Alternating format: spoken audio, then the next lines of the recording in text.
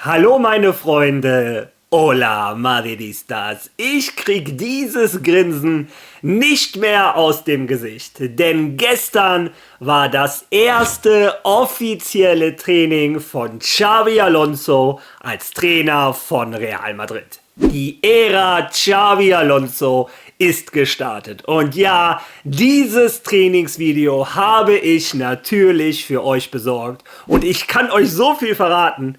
Es ist etwas ganz anderes als unter Carlo Ancelotti. Ja, und dann bleiben wir bei Xabi Alonso, unserem Trainer. Denn Xabi Alonso hat einen Wunschspieler an Real Madrid geäußert, noch bevor er von Leverkusen nach Madrid gewechselt ist. Und dieser Wunschspieler schien monatelang oder wochenlang unerreichbar, denn er stand kurz vor einem Transfer zu Arsenal London. Die meisten wissen jetzt, über wen ich rede. Martin Zubimendi, den Sechser von Real Sociedad und der spanischen Nationalmannschaft. Doch jetzt scheint sich das Blatt geändert zu haben. Real Madrid fragt nach und möchte Xabi Alonso seinen Wunsch erfüllen und Martin Zubimendi verpflichten. Die letzten Informationen dazu kriegt ihr natürlich auch im Video. Und dann das dritte Thema für das heutige Video. Der BVB Borussia Dortmund baggert an einem der größten Talente aus La Fabrica, aus der Jugendakademie von Real Madrid. Diego Aguado. Der 18-jährige linke Verteidiger oder auch linke Innenverteidiger, der bereits bei Real Madrid debütiert hat, hat ein Angebot vom deutschen Bundesligisten. Was da der letzte Stand der Dinge ist, was Real Madrid mit diesem Jungen vorhat, erfahrt ihr alles in diesem Video. Also viel Spaß dabei.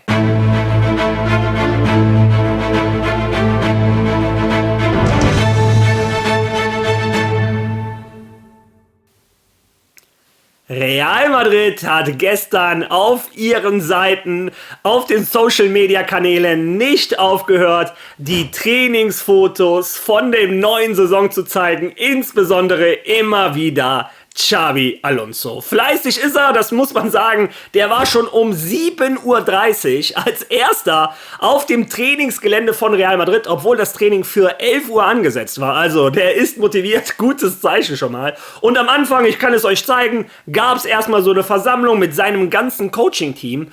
Und hier möchte ich direkt mal reingrätschen, denn wer ist auf diesem Bild nicht zu sehen? Genau, Pintus. In den letzten Wochen wussten wir Madrid-Fans nicht, wie geht es weiter mit Pintus. Es gab Gerüchte, dass er Real Madrid verlassen soll. Es gab Gerüchte, dass er weiter der Vorbereiter, Physistrainer von Real Madrid sein soll. Und gestern war er beim Training gar nicht dabei. Also, eins kann ich mir nicht vorstellen. Ich glaube nicht, dass er der Hauptphysiotrainer von Real Madrid wird. Mal schauen, wie Xabi Alonso ihn in sein Team eingebaut bekommt. Aber das ist das Erste, was mir aufgefallen ist. Und dann ging das Training auch los. Die Jungs standen auf dem Platz. Und bevor ich euch das Video zeige, achtet mal bitte darauf, mit welcher Präsenz, mit welcher Energie Xabi Alonso dieses Training leitet. Also, ohne viel zu quatschen, genießt das Training, das erste Training von Real Madrid unter Xabi Alonso.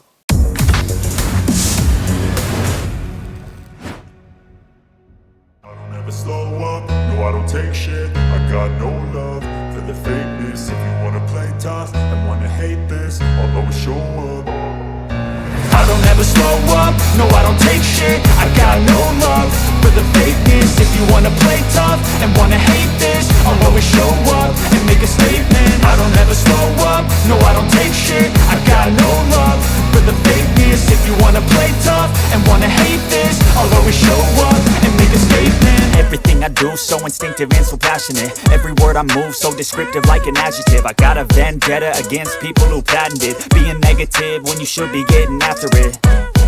I got facts over tracks, this and that. Spitting slow, spitting fast, I could roast, I could gas. Think I'm okay at last, but I don't know if that can erase all the past. And the pettiness, a reflection of the emptiness. Hilarious, you think you're with my time, you're delirious. Mysterious.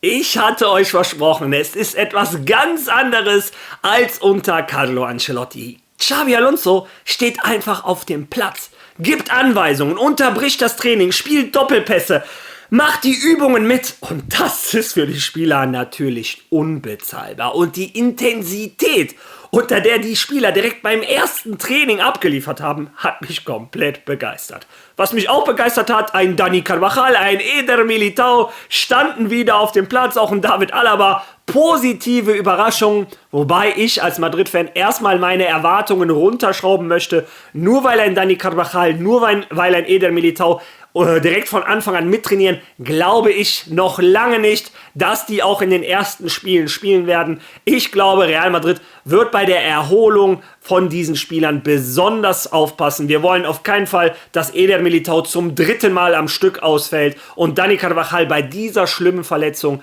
ist auch erstmal Vorsicht geboten. Ja, was ihr allerdings auch gesehen habt, ist, dass das Training vollgepickt war mit Jugendspielern von Real Madrid und da ist anscheinend nach der ersten Trainingswoche oder nach dem ersten Trainingstag besser gesagt, die erste Entscheidung getroffen worden.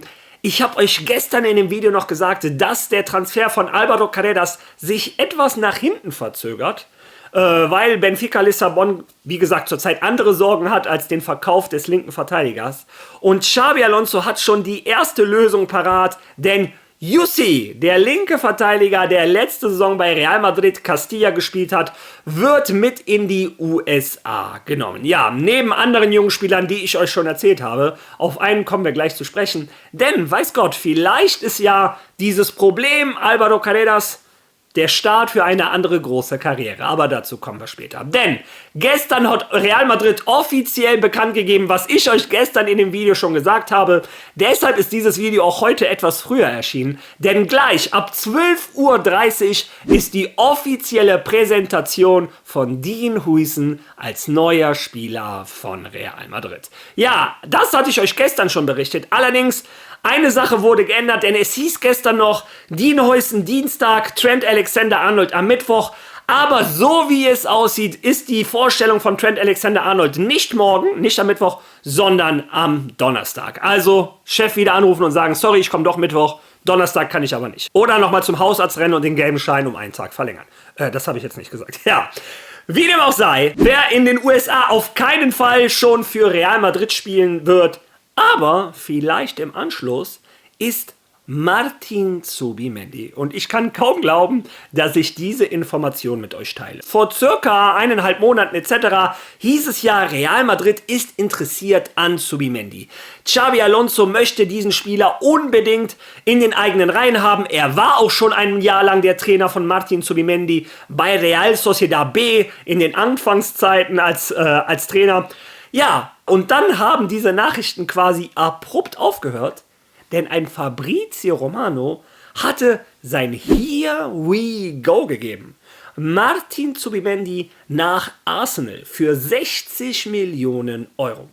Und damit haben abrupt alle Informationen, die zu diesem Spieler kamen, auf diesem Kanal geändert. Denn wenn ein Fabrizio Romano ein Here We Go gibt, dann ist das für mich sicher, dann packe ich dieses Thema nicht mehr an. Allerdings war ich zum ersten Mal verwirrt, als Martin Zubimendi selbst, und ich glaube, der ist der Einzige, der noch mehr Ahnung hat als Fabrizio Romano, was seine Zukunft angeht, Folgendes gesagt hat im spanischen Fernsehen. Hört es euch mal an.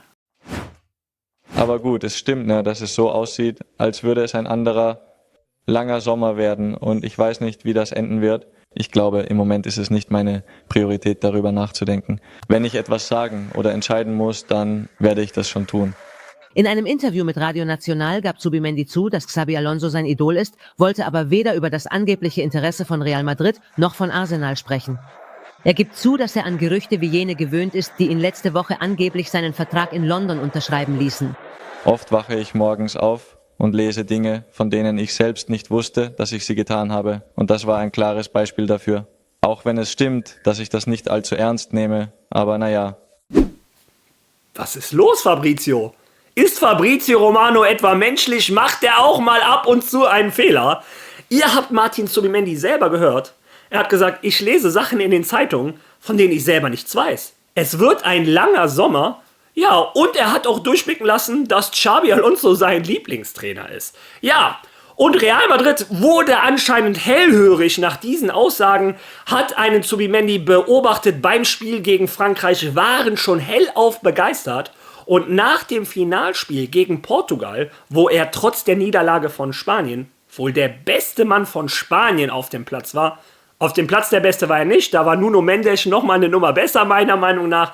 Aber der beste Spanier war Martin Zubimendi. Und das hat Real Madrid auch so gesehen und hat nochmal angefragt, ob Martin Zubimendi bei Arsenal schon unterschrieben hätte.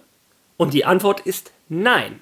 Er hat anscheinend schon eine mündliche Zusage gegeben, aber eine Unterschrift gibt es noch nicht. Und laut Informationen aus Marca hieß es zunächst einmal, Martin Zubimendi hat zunächst einmal die Gespräche oder die Vertragsunterzeichnung mit Arsenal auf Eis gelegt, weil er auf Real Madrid wartet. Und der AS hat auch einen Artikel zu diesem Thema geschrieben. Lesen wir uns den zusammen einmal durch.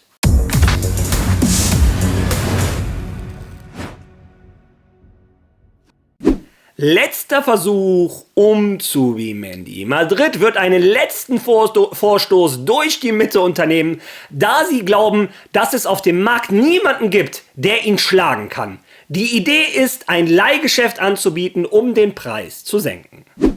Real Madrid bearbeitet weiterhin den Transfermarkt mit Blick auf die Clubweltmeisterschaft und auch auf die Zukunft, auf die nächste Saison und möchte Xabi Alonso mit einem konkurrenzfähigen Kader ausstatten, mit dem er um alles kämpfen kann. Huijsen, 20 Jahre, und Alexander-Arnold, 26, sind bereits gekommen. Beide müssen sich noch vorstellen. Die Verpflichtung von Mastantuono, 17, muss noch offiziell bekannt gegeben werden. Und auch Álvaro Carreras wird noch gekämpft. Und Madrid ist auf der Suche nach einem weiteren Spieler. Einen für das Mittelfeld. Eine Voraussetzung für Xabi, um dem Team das zu geben, was er mit Kroos und Modric hatte. Der Name, für den sich der aus Tolosa stammende Spieler entschieden hatte, war immer Martin Zubimendi, der für Arsenal schon als sicheres Opfer schien oder als sicherer Transfer. Ich glaube, die Übersetzung war da nicht so super, da man dort schon viel länger an seiner Verpflichtung gearbeitet hat. Aber Madrid gibt nicht auf und wird einen letzten Anstoß nehmen, damit der aus San Sebastian stammende Alonso den Spieler bekommt, den er für das Mittelfeld seines neuen Teams sucht. In den letzten Wochen herrschte bei Madrid Pessimismus hinsichtlich der Möglichkeit, Zubimendi zu verpflichten. Man ging davon aus, dass Arsenal die Oberhand hatte und seine Ausstiegsklausel von 60 Millionen Euro galt als zu hoch. Daher wurden andere Optionen geprüft, wobei der deutsche Stiller aus finanziellen und sportlichen Gründen am ehesten in Frage kam. Doch Xabi Alonso macht deutlich, dass er Zubimendi gerne als Neuzugang für das Mittelfeld hätte, und Madrid ist zu dem Schluss gekommen, dass keine der Alternativen eine Verbesserung für den Basken darstellt. Außerdem hofft er auf den Willen des Spielers, der eher dafür spricht, in Spanien zu bleiben, als nach England zu gehen. Ein Grund liegt auf der Hand. Er weiß, dass er Xabi Alonsos Zustimmung hat. Sie kennen einander gut. Sie teilen sich einen Vertreter. Sie spielten bereits bei Real Sociedad B zusammen. Was heißt zusammen spielen? Xabi Alonso war sein Trainer. Und es besteht kein Zweifel daran, dass das, was dem Trainer vorschwebt, für den Mittelfeldspieler erreichbar ist. Zudem kommen beide aus einem ähnlichen Umfeld, beispielsweise von Zubieta, der Akademie von Real Sociedad. Und auch Zubimendi ist von der Idee, für Madrid zu spielen, so sehr gereizt, dass er einen möglichen Wechsel zu Arsenal auf Eis gelegt hat, um zu sehen, was der weiße Club leisten kann. Wohl wissend, dass die Engländer da sein werden, falls die Operation nicht zustande kommt. Ja. Der Artikel geht dann noch ein bisschen weiter, die erzählen noch, aber das ist dann nicht mehr so wichtig wie das. Aber anscheinend möchte Real Madrid Xabi Alonso seinen Wunschspieler liefern, Martin Zubimendi. Und der soll, wie ihr selber gelesen habt, mit Arsenal erst einmal alles auf Eis gelegt haben. Und ganz ehrlich, ich hielt das Ganze für sehr unwahrscheinlich, aber wir alle haben vor einer Woche gesehen, was Real Madrid bei Franco Mastantuono gemacht hat. Das schien auch sehr, sehr unwahrscheinlich oder quasi unmöglich. Und innerhalb von ein paar Tagen war der Transfer in trockenen Tüchern. Also wenn es bei Mastantuono geklappt hat, warum nicht auch bei Zubimendi? Also, ich bin gespannt, was ihr zu diesem Transfer sagen würdet. Wäre das ein Spieler für euch, der euch gefallen würde? Ich bin ganz ehrlich, das beste Spiel, was ich von Zubimendi jemals gesehen hatte, war das im Nations League Finale gegen Portugal. Da hat er mich zum ersten Mal aus dem Stuhl gerissen. Zum ersten Mal, wo er reihenweise an deren Mittelfeld von Portugal vorbeigelaufen ist, den Ball geführt hat. Eine Sicherheit. Es war das erste Mal, wo ich gedacht hätte, wow. Naja, ich bin gespannt. Ich weiß nicht, ob Madrid da tatsächlich noch den Fuß in die Tür kriegt. Ihr könnt eure Meinung dazu gerne in den Kommentaren lassen. Ja, und wer auch versucht, einen Fuß in die Tür zu kriegen, ist Borussia Dortmund. Bei La Fabrica, besser gesagt bei der A-Jugend, bei Real Madrid Castilla. Der Spieler ist gerade auf dem Sprung von Real Madrid. Denn Borussia Dortmund hat ein Angebot abgegeben für eins der größten Talente in La Fabrica, für Diego Aguado.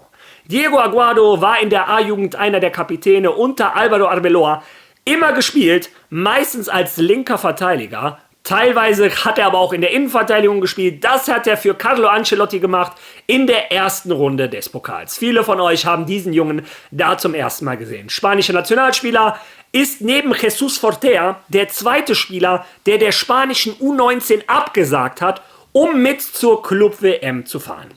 Und das ist nämlich genau das Thema.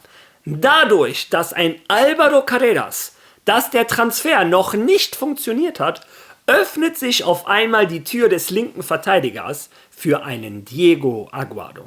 Die Experten aus der Jugendakademie von Real Madrid sagen seit Jahren, wenn es einen Spieler in der Akademie von Real Madrid gibt, der sich einen Platz in der ersten Mannschaft holen wird, dann ist es Diego Aguado. Er gilt für viele als das größte Talent aus der gesamten Nachwuchsakademie von Real Madrid. Ja, das sieht anscheinend auch Borussia Dortmund so. Schauen wir uns mal den Artikel an, was Dortmund da so vorhat.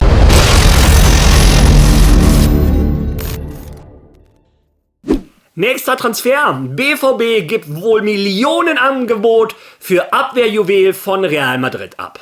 Borussia Dortmund sucht weiter Verstärkungen für die kommende Saison. Jetzt rückt ein Abwehrtalent von Real Madrid in den Transferfokus.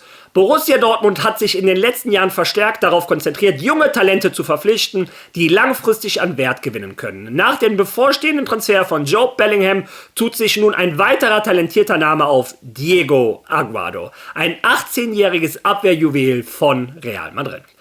Defensivtransfer. BVB gibt wohl 6 Millionen Angebot für Abwehrjuwel von Real Madrid ab. Laut Berichten der in der Regel gut informierten spanischen Zeitung Marca hat der BVB bereits ein Angebot von 6 Millionen Euro für den vielseitigen Verteidiger abgegeben. Demnach hatte Dortmund zuvor bereits mehrfach sein Interesse bei den Königlichen hinterlegt. Diego Aguado hat erst kürzlich seinen langfristigen Vertrag bei Real Madrid bis 2029 unterschrieben, der eine hohe Ausstiegsklausel enthält. Dies könnte den Transfer für Borussia Dortmund erschweren. Der Vertrag zeigt, dass Real Madrid großes Vertrauen in die Entwicklung des jungen Spielers hat. Bei den Profis kommt er bislang auf einen Pflichtspieleinsatz. Aguado, der sowohl in der Innenverteidigung als auch auf der linken Seite spielen kann, wird von Real Madrid nicht sofort freigegeben. Der Verein plant, ihn mit zur Clubweltmeisterschaft zu nehmen. Erst danach soll es mögliche Verhandlungen über einen Transfer geben. Ja. Und die Informationen sind genau die gleichen Informationen, die ich hier in Spanien wiedergefunden habe. Nicht nur im Marca, auch bei Insidern aus der Real Madrid Jugendakademie. Und zwar öffnet sich jetzt bei dieser Club-WM eine Chance auf der linken Verteidigerposition. Wie eben gesagt, für Diego Aguado, für Jussi, für Fran Garcia etc. Xabi Alonso wird sehen, wie dieser Junge abliefert. Und wenn Xabi Alonso zufrieden ist mit diesem Jungen und er Leistung bringt, dann wird er wohl bei Real Madrid bleiben.